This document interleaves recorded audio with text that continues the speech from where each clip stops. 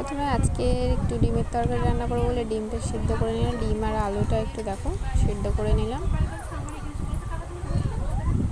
সিদ্ধ হয়ে গেছে, উনুনে বসিয়েছিলাম রান্না তো একটু উনুনটাও আজকে কম জ্বলছিল, সমস্যা করছে। ডিম সিদ্ধ হয়ে যেতে তুলে নিলাম।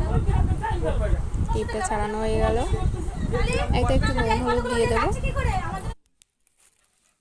নুন আর হলুদ দিয়ে একটু মাখিয়ে নেবো, কারণ না হলে একটু ডিমটা নুন হলুদ ভালো করে ঢুকবে না, কারণ একটু ভাজবো। এবার শুকনো কড়াইতে একটু তেল দিয়ে নিলাম। তেলটা গরম হয়ে যেতে ডিমগুলো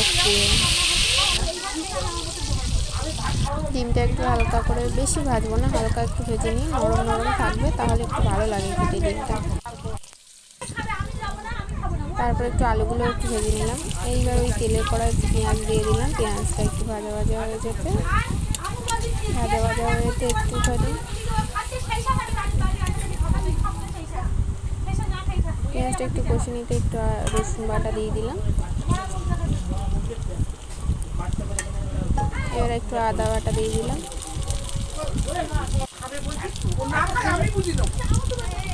এবার একটু লঙ্কা গুঁড়ো দিয়ে দিলাম, একটু লবণ দিয়ে দিলাম স্বাদ মতো, একটু হলুদ গুঁড়ো দিয়ে দিলাম।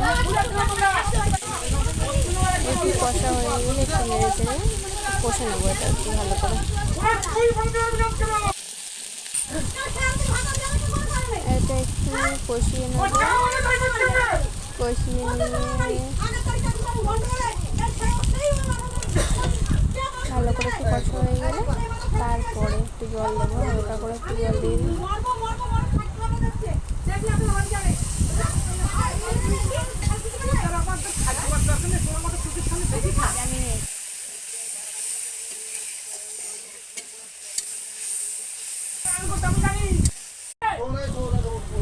একটু আলুটা দিয়ে দিলাম, দিয়ে একটু কষিয়ে নেবো। বেশি কষতে হবে না, একটু হালকা ঝোল নেবো, বেশি কষা দরকার নেই। ডিমটাও দিয়ে দেবো কষার সাথে, ডিমটাও একটু কষিয়ে নেবো।